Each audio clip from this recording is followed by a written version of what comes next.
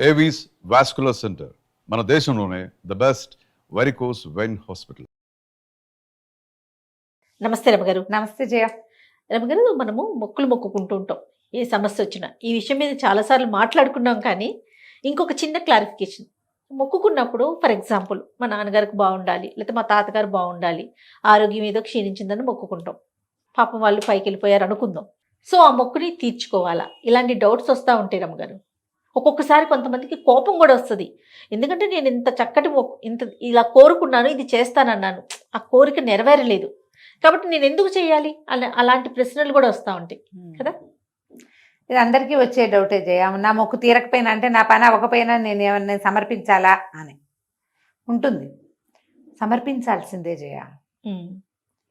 అంటే అప్పుడే పరిగెత్తుకుంటూ ఇచ్చేయకపోయినా ఏదో ఒక సందర్భంలో దాన్ని మనం ఏది చెప్పామో అది ఇవ్వాలి. అంటే ఆడిన మాట తప్పకూడదు. అంతేగా రమ్మగారు. అంతే, ఆయన తెప్పాడుగా అనిపిస్తుంది మనకి. ఇప్పుడు ఎలా అంటే, ఇవాళ ఏదో చాలా సీరియస్ అయింది, ఈ గంట గట్టెక్కితే అదేదో చేస్తామన్నాం, ఇవాళకి గట్టెక్కింది, 5-6 రోజుల తర్వాత పోయారు. ఆ రోజుకి గంటెక్కినట్టే కదా. అదేలే, మనం మొక్కున్న మొక్కులో ఒక క్లారిటీ, దాన్ని ఆలోచించుకోవాలి ఎప్పుడు కూడా.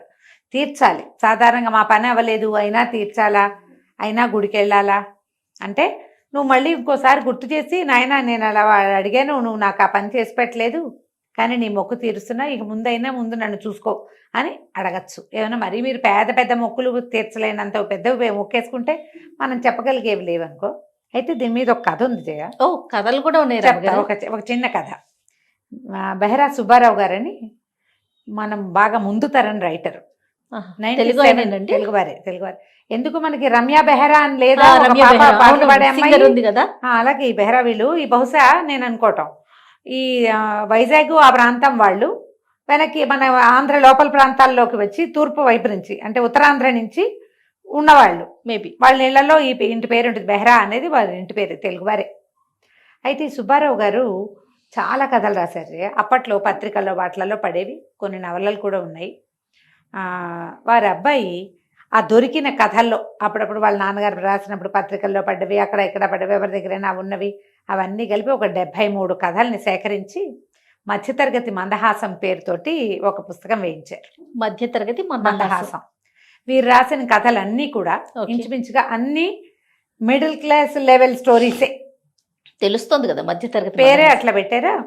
అన్ని కథలు ఇంచుమించుగా ఏదో ఒక సంఘటనని చూసి ఇన్స్పైర్ అయ్యి రాసినవే. ఒక జరిగిన విషయం, ఒక తెలిసిన విషయం, వారెవరిదో విషయం, గవర్నమెంట్లో వచ్చినటువంటి రకరకాల మార్పులు, ఉద్యోగుల యొక్క అనుభవాలు, కుటుంబాల్లో వచ్చే అనుభవాలు, వాటి మీద నుంచి తీసుకునే రకరకాల కథలు రాశారు. ఇటీవల నాతో మాట్లాడి ఆ పుస్తకం నాకు పంపించారు. రాధిక గారిని, వారి కజిని, ఆవిడే తెచ్చిచ్చారు ఆ పుస్తకము. ఈ కథ ఇప్పుడు నేను చెప్తున్న కథ చాలా రోజుల క్రితం నేను చదివాను ఎక్కడో, లీలగా నాకు గుర్తుంది. పుస్తకం తిరిగేస్తుంటే ఆ కథ కనపడింది అనమాట. మనం ఈ మొక్కుబళ్ళ విషయం వచ్చినప్పుడల్లా ఇలాంటిది ఒక కథ చదివానే అని గుర్తుండేది నాకు.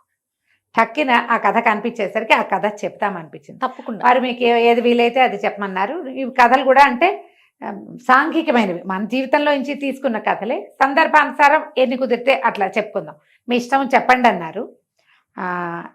ఈ కథని ఎట్లా చూపిస్తారంటే, ఒక భార్య భర్త, తల్లి, పెద్దావిడ, పిల్లలు. ఆయన భాస్కరం ఆయన పేరు. ఆయన ఇంటికి వచ్చేసరికి అలా పిల్ల 5-6 ఏళ్ళది, కాళ్ళకి పట్టీలు పెట్టుకుని కనపడుతుంది. గజ్జలు కలకలాడుతూ నాన్న బాగున్నాయా అంటుంది. పిల్లని సరికి ఆశ్చర్యపోతాడు ఆయన. మామూలు సింపుల్ వాళ్ళు, చూసి ఖర్చు పెట్టుకోవాల్సిన పరిస్థితులు ఉన్నవాళ్లే. ఆయనకి తెలియకుండా భార్య దగ్గర చాలా డబ్బులు ఉండే అవకాశం అయితే లేదు. పట్టీలు 100 రూపాయలైనా లేంటే రావు. ఆ కాలం 100 రూపాయల కాలం అనమాట. 100 అంటే ఇప్పుడు ఏమొస్తుందమ్మా, 100కి వెండి 1,00,000 రూపాయలు అయింది. 100కి కిలో వెండి, ఇంకా పెరిగింది, 1,00,000 పైనే. అయితే ఈ పట్టీలు ఎక్కడివి ఏమిటి అని అడిగితే, ఆ పిల్ల ఎదురింటి వాళ్ళ అమ్మగారు ఏం చెప్పారంటే, ఎదురింటి ప్లేడర్ గారు అమ్మాయి పట్టీలు చూసిన దగ్గర నుంచి పిల్ల గొడవ పెట్టేస్తోంది, దాని సరదా తీరుతుంది, ఇంకా పిల్ల ఇంకా ఆడుపడుతూ పాడుతున్న పిల్ల సరదా తీరుతుందని చేయించమన్నాను అన్నారు అమ్మగారు. సరే, ఎక్కడి నుంచి చేయించింది అది ఆయన డౌట్. ఇంతకుముందు పెళ్ళిళ్ళప్పుడు దొంగవేలం గిన్నెని, తర్వాత ఏమో ఉత్తర జంధ్యాలని వివాహాల్లో ఇస్తారు, జరుగుతాయి. ఈ వస్తువులు అన్ని 4 కలిపి వేసి తీసుకున్నామన్నారు. వాటికి ఎంత వస్తుంది? ఈ పట్టీలు 4-5 తులాలైనా లేందే రావు. అవెంత ఉంటాయి? అనేసరికి భార్య కాఫీ పట్టుకొచ్చి ఇచ్చింది. పిల్ల ఈ లోపల నాన్న అక్కడ షాపులో బోల్డ్ ఉన్నాయి, నా గొలుసులు అవి ఇవి కొనిపెట్టవా నాకు అవి కూడా అని అడుగుతున్న పిల్లలు అట్లాగే అడుగుతారా. ఆవిడ అటు ఇటు మా సర్ది కాస్త కాఫీ తెచ్చిచ్చి మీ నాన్నగారి ఉద్ధరిని కూడా వేసేసాను అని చెప్పేసరికి కోపం వచ్చేసింది అతను. నాన్నగారి గుర్తు అది ఉంటే దాన్ని వేసేస్తావా అనేసరికి వాళ్ళ అమ్మగారు సవరిచ్చారు. అది కాదు లేరా, పిల్ల సరదా పడుతోంది, ఏముంది ఉద్ధరణ ఉండి ఉద్ధరించేది పాతబడిపోయింది, నేనే వేయమన్నానులే అని ఆ కొడుకు కోడల్ని మీద కోపం వచ్చింది అతనికని వేయమన్నారు. నాన్నగారికి పంచపాత్ర ఉద్ధరణ ఉన్నాయి. పంచపాత్రనేమో చెల్లెల కొడుక్కి అన్నప్రాసనకి గిన్నె ఏదో చేయించారు. మీ చెల్లెల కొడుకు ఇచ్చినప్పుడు లేనిది నా పిల్లకి పట్టీలు చేస్తే వచ్చిందా అన్నట్టుగా మాట్లాడింది భార్య. ఏం చేయాలో తెలియలే. నాన్నగారి జ్ఞాపకార్థం ఆయన రోజువారీ వాడిన వస్తువు అట్లా లేదనుకుంటే బాధగా ఉంది. అక్కడ ఇక్కడ పడిపోవటం తప్పిస్తే ఏముంది, అది ఎవరు వాడుతున్నారు? ఒట్టి ఉద్ధరణ అంటే ఈ పంచపాత్ర తెలుసు కదా, ఏమంటారు, దేవుడి దగ్గర నీళ్లు పెట్టుకునేది లేదా సంధ్యావందనం చేసుకోవటానికి వాడేది. అందులో పెట్టే స్పూన్ లాంటి దాన్ని ఉద్ధరణ అంటారు. ఆ ఉద్ధరణ సరే ఊరుకున్నాడు. సరేనన్నాడు. ఇంకేం చేశాడు, పిల్ల కళకళలాడుతూ తిరుగుతోంది. 2 పూటలు గడిచినాయి. గడిస్తే ఏమైంది, అమ్మ తిరుపతి వెళ్దాము అన్నాడు. తిరుపతి ప్రయాణం పెట్టుకున్నాను, కన్యాకుమారి దాకా టికెట్లు కొన్నాను, వెళ్దామని ప్రపోజ్ చేశాడు. ఆవిడేమంది, సరే నాన్న వెళ్ళిరండి, నన్ను చిన్న కోడలు లేవలేకుండా ఉందిట, వెళ్ళేటప్పుడు నన్ను అక్కడ దింపేస్తే మీరు తిరిగి వచ్చేదాకా నేను అక్కడ ఉండి ఇంకో 10 రోజులు ఉండొస్తాను రా అంటే కొడుకు ఒప్పుకోవాలి. అట కాదమ్మా, టికెట్ నీకు కూడా పెట్టాను, నువ్వు మాతో రా, ఈ మొత్తం ప్రయాణం అంతా మాతో కలిసి వద్దు కానీ అడిగాడు. వద్దురా నాయన, బోల్డ్ ఖర్చు కదా, ఎందుకు రా, ఇంకో పెద్ద టికెట్ అంటే ఖర్చు ఎక్కువ అని ఆవిడ వద్దన్నా. కాదమ్మా, ఆఫీస్ వాళ్ళు కొంత ఇస్తారు, నా చేతి కొంతే పడుతుంది, నేను నీకు కూడా టికెట్ పెట్టాను, నువ్వు రావాలని తల్లిని బలవంత పెట్టాడు. బంగారు కొండ కాదు మరి. సరే తీసుకెళ్దాం అనుకున్నారు. ఆవిడ సరే కోడలు కూడా రండి అత్తయ్య గారు, పిల్లల్ని చూసుకోవడానికి వీలుగా ఉంటుంది, పెద్ద ఆవిడకి 4 చూపించినట్టు ఉంటుందని ఆ అమ్మాయి కూడా అడిగింది. భాస్కరన్ తల్లిని ఒప్పించాడు. ఆవిడ ఒప్పుకుంది. సరే సామాన్లు గీమాన్లు అన్నీ సర్దుకున్నారు, ప్రయాణానికి ఏర్పాట్లు చేసుకున్నారు. అప్పటి కాలంలో ఇప్పట్లాగా మనం టింగురంగా మనం వెళ్ళిపోవటంలా ఎక్కడ పడితే అక్కడ తినడానికి, వీళ్ళు చక్కగా ఏమన్నా పిల్లలు తినడానికి, రైల్లో తినేందుకు, అక్కడ తినడానికి అన్ని అవి ఇవి జంతికలు, చేగోడీలు, చెక్కిలాలు చేసుకున్నారు అత్తా కోడలు కలిసి. సామాన్లన్నీ సర్దాక భాస్కరం ఏమిటో వెతుక్కుంటున్నాడు. ఏమిటి వెతుకుతున్నావు అని అడిగేసరికి నాన్నగారి వెండి కడియం ఉండాలి కదా, అదేది అని అడిగాడు. ఈ కడియం ఏమిటి? ఎవడ మెల్లిగా భార్యకి ఏం చేయాలో తెలియలా ముందుకు వెనక ఆడి, అది పిల్లకి పట్టీలకి డబ్బులు చాలలేదు, వెండి సరిపోలేదు, మీ నాన్నగారి కడియం ఎట్లాగో లోపల పడింది కదా అనేది వేసేసాను. అతనికి ఎంత దుఃఖం వచ్చిందో, ఎందుకంటే అది మొక్కుబడి కడియం. ఆ మొక్కుబడి ఎప్పటిది?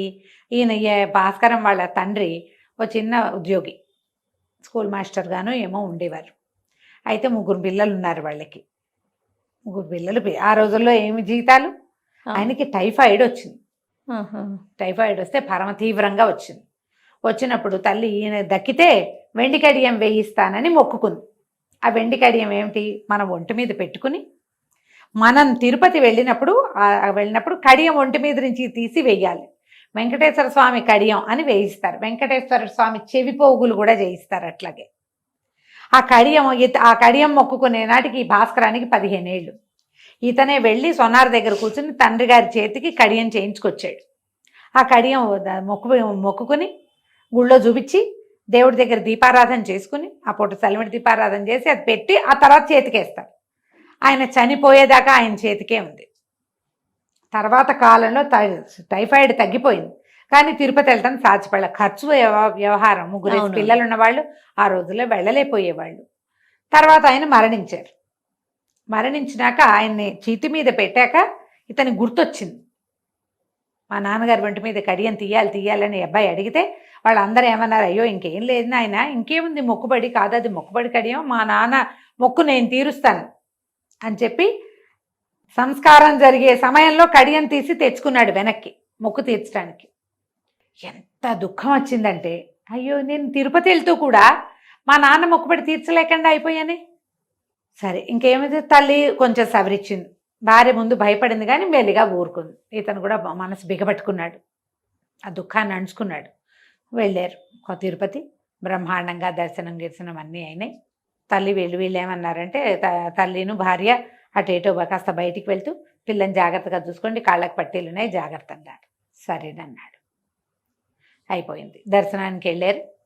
ఆల్రెడీ అంతకుముందు మొక్కుబడులు పిల్లలకి బాగుండనప్పుడు ఓ 100 రూపాయలు మొక్కుబడి కడతాంగా, మనం ముడుపులు అవును. కట్టి పెట్టుకుంటాం. అవును 100 రూపాయలు ముడుపు కడతాం వెంకటేశ్వర స్వామి పేరు మీద, 100 కట్టి, 10 కట్టి, 5 కట్టి, పిల్లల పుట్టు వెంట్రుకలు తీసినప్పుడు ముడుపు కట్టి, ఏవైనా శుభకార్యాలప్పుడు ముడుపులు కడతారు. తెలుగునాట అంతా అన్ని ముడుపులతో పాటుగా ఒక పేపర్ పొట్లం కూడా వేసాడు అందులో. ముడుపులో వేస్తారు కదా, మన ఏమంటారు శ్రీవారి హుండీలో వేశారు. దండ పెట్టుకున్నారు. ఏడుకొండలవాడ తండ్రి ఏనాటి మొక్కుబడు ఇప్పటికి తీర్చుకున్నాను ఆయన, నేను దర్శనం చేసుకున్నాను, కరుణించావని పరిపరి విధాలు దండాలు పెట్టుకున్నారు. బయటకు వచ్చారు. బయటకు వచ్చాక చూసుకుంటే పిల్ల కాళ్ళకి పట్టిల్లు. అయ్యో అయ్యో ఎక్కడో పోయినా ఎక్కడ తిరిగామని గోల పెట్టేశారు తల్లి భార్య ఇద్దరు. ఇక కాసేపు అటు ఇటు వెతికాక ఏమన్నట్టు గోల పెట్టద్దు భారతి, పట్టిలేగా కొండ దిగ్గానే కొనిపెడతా నీకు, కొండ దిగగానే కొంటాను, తిరుపతిలోనే కొంటా, ఏడవద్దు నువ్వు, దేవుడికి ఇచ్చేసానని అనుకోండి అందరూని బలవంతంగా చెప్పించాడు. నన్ను పెట్టుకుని కొండ దిగేశారు. వెనక్కి తిరిగి మా నాన్న మొక్కు తీర్చాను, కడియన్ రూపంలో కాకపోతే పట్టీల రూపంలో తీర్చాను తండ్రి అని దండం పెట్టుకున్నాడు. అది నాన్నగారి ఉద్ధరణ, తన పెళ్లికి వచ్చిన చిన్న చిన్న వస్తువులు, నాన్నగారి కడియంతో సహా అసలుకి వడ్డీ వేసి నీకు సమర్పించేశాను, నన్ను క్షమించమని దండం పెట్టేసుకున్నాను. ఇంటి కిందకి వెళ్ళి పట్టీలు కొనుక్కున్నారు. అయిపోయింది కథ కంచికి. మనం ఏం చేసినా భగవంతుడు మన దగ్గర నుంచి తీసుకోవాల్సింది తీసుకుని తీరుతాడు అంతే. యూనివర్స్ చూస్తూ ఉంటుందమ్మా. నాకు ఈ కథ ఎంతో నచ్చింది, ఎప్పుడో చదివా నేను. ఇది నాకు గుర్తుండి ఎవరింట్లోనో ఒక పత్రిక తిరిగేస్తుంటే కనపడింది జయ, చదివిందే. కానీ నేను కర్తకర్మ క్రియ మర్చిపోయి ఏదో లీలగా జ్ఞాపకం ఉంది. ఈ మధ్యతరగతి మందహాసం పుస్తకం వల్ల అందులో కనపడింది, చూసి ఈ కథ ఇవాళ చెప్పేశాను. చాలా చాలా బాగుంది కదా కథ. చాలా సంతోషం గారు, చాలా బాగుంది. నమస్తే. నమస్తే జయ.